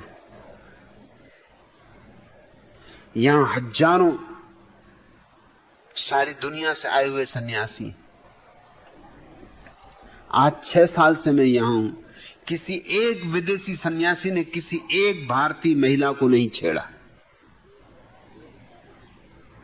न धक्का मारा, न धोती खींची, न चोटी ली। किसी तरह का दुर्व्यवहार नहीं किया। और ये चरित्रहीन लोग। और भारतीयों ने कितनी पाश्चात्य महिलाओं के साथ उपद्रव किया इन 6 वर्षों में। बलात्कार करने की कोशिश की, करीब करीब बलात्कार किया, लहू लुहान कर दिया स्त्रियों को, कपड़े फाड़ डाले, हर तरह से हमला बोला। कुछ नहीं तो कार से ही उनको धक्का दे देंगे।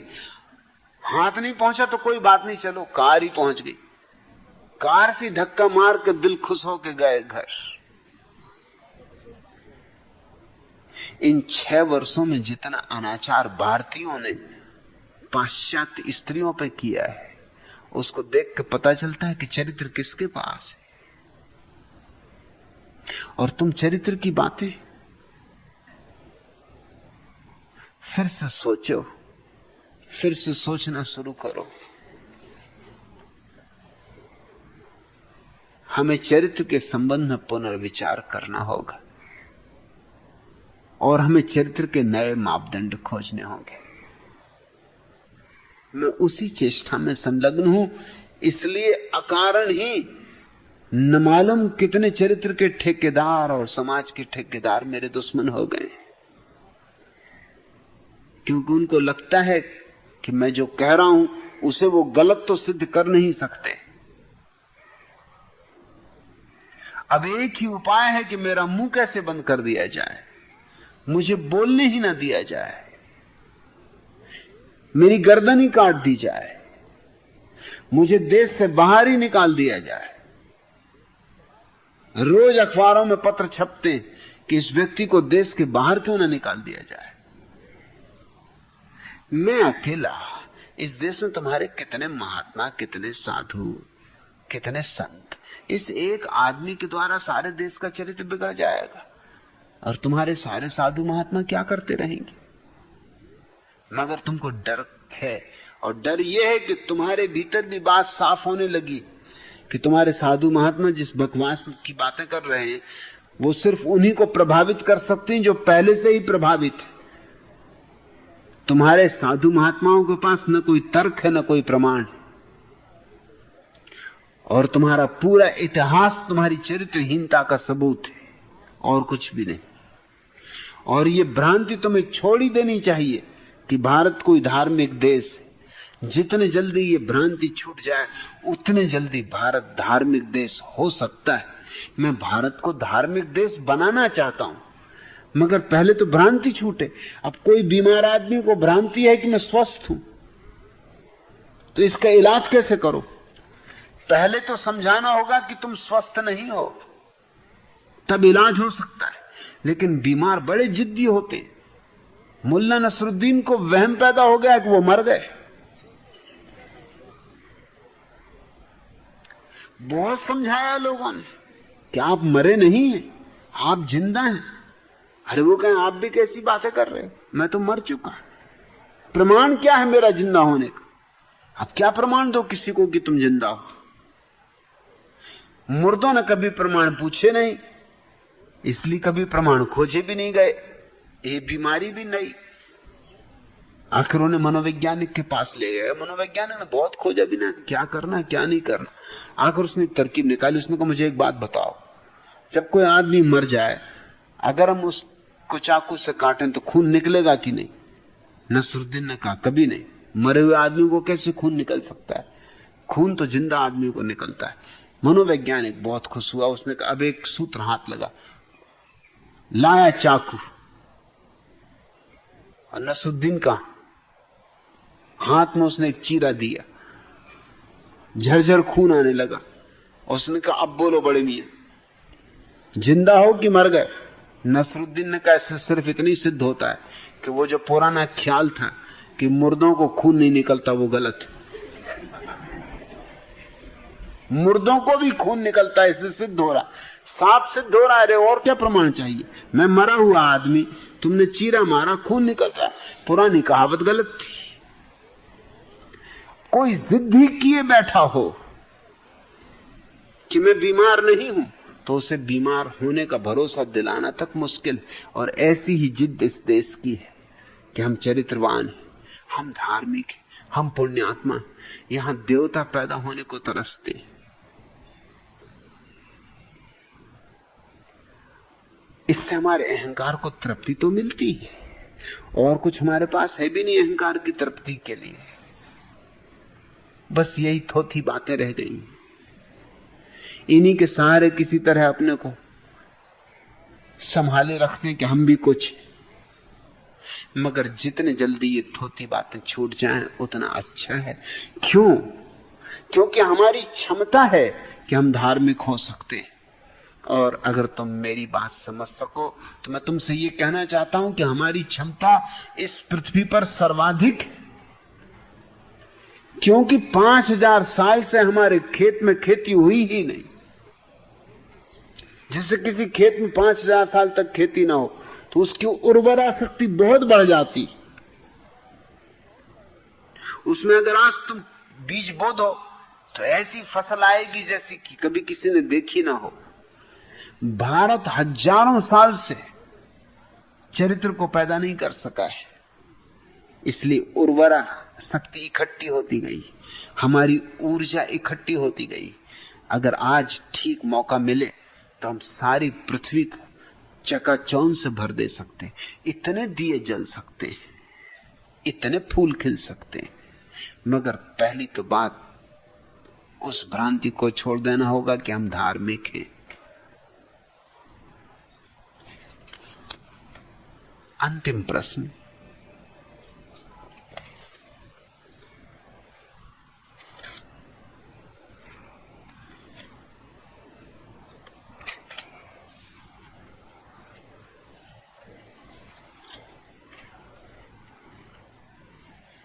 भगवान, क्या यह सच है कि अहमक अहमदाबादी आपके सन्यासी हैं? संत महाराज, यह बिल्कुल सच है।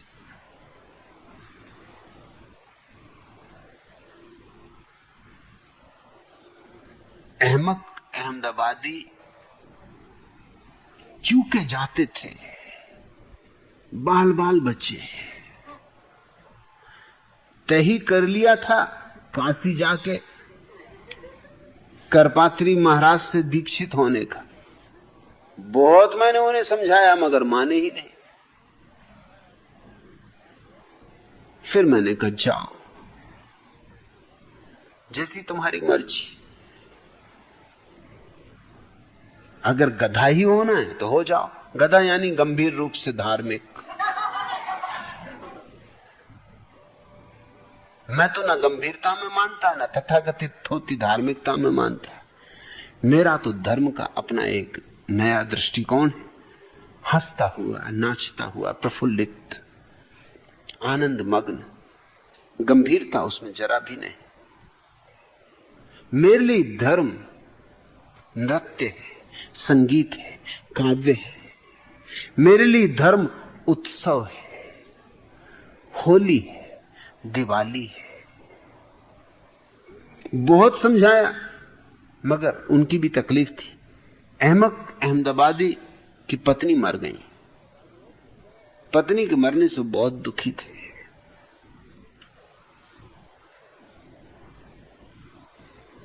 इतने दुखी थे कि एकदम सन्यास का विचार उठा। इस देश में सन्यास का विचार ही ऐसी घड़ियों में उठता है। पत्नी मर जाए, दिवाला निकल जाए,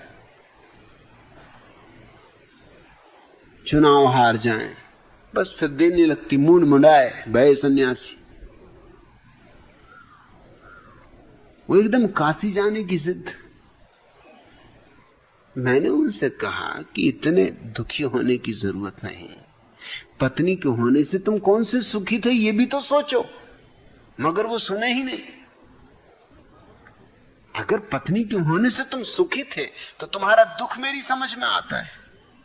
पत्नी के होने से भी दुखी थे और पत्नी के न होने से भी दुखी हो, ये तर्क मेरी समझ के बाहर है। सिर्फ एक बात ख्याल में आती कि तुम्हें दुख की आदत हो गई। पत्नी तुम्हें दुख के लिए इतना आदी कर गई है। क्या मर गई? वो तो मर गई मगर आदत छोड़ गई। उल्लू मर जाते हैं, औलाद छोड़ जाते हैं। और अब तुमको अकेलापना कर रहा है। अब तुमको कोई दुख देने वाला भी नहीं। पहले तुम मुझसे कहते थे कि कभी थोड़ी देर के लिए भी एकांत मिल जाए। अब तुम्हें एकांत ही एकांत है तो एकांत काट रहा है।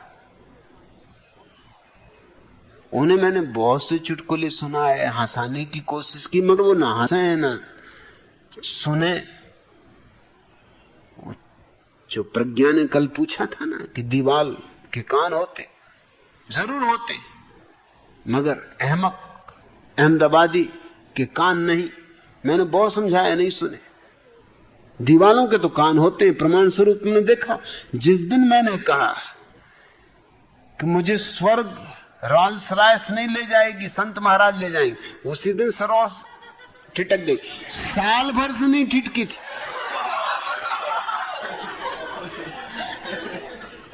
अंग्रेज महिला है, आकड़ गई। उसने कहा अच्छा तो देखे कौन तुम्हें लाओसू तक ले जाता।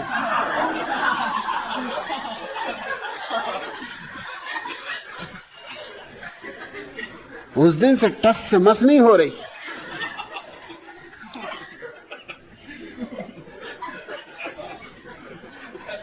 अरे जब स्वर्ग में भोंदूमल थोंतुमल सब प्रवेश कर जाते तो रांस का कहना भी ठीक है कि मैं प्रवेश न कर सकूंगी। अब ले जाएं संत महाराज। उस दिन से मुझे भरोसा आ गया कि दीवाल के कान होते।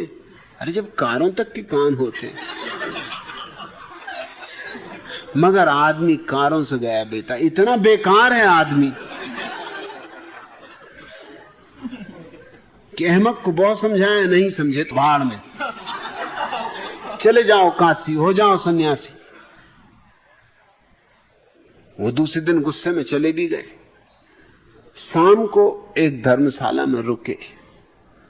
थोड़ी देर में एक भिखारी और एक भिखारिन भी आकर उस धर्मशाला में ठहरे, तथा उनके पश्चात एक धोबी अपने खोए हुए गधे को खोजता हुआ भी उस धर्मशाला में रात बिताने के उद्देश्य से आ पहुंचा। और सबसे अंत में एक गन्ने बेचने वाला अपने गन्ने लिए उस धर्मशाला में आके ठहरा।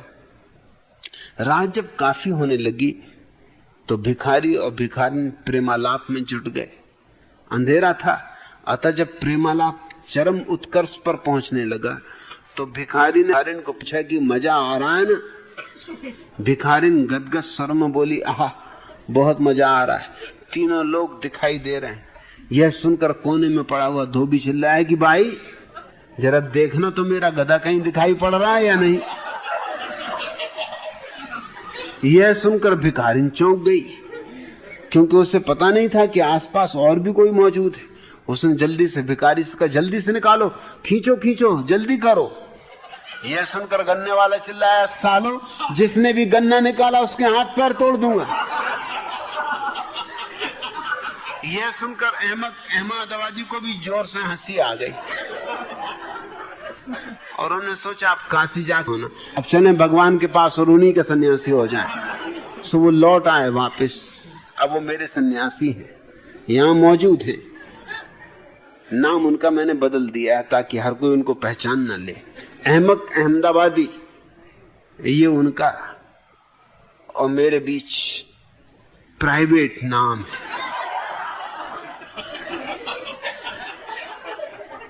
ये निजी, जब वो अकेले में मिलते हैं तब, नहीं तो उन्हें बड़ा सुंदर नाम दिया है, तुम खोजो।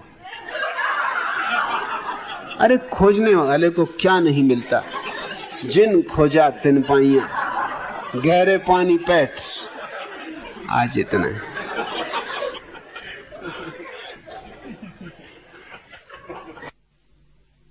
अगर यह वीडियो आपको अच्छी लग रही हो तो वीडियो को लाइक और चैनल को सब्सक्राइब करें।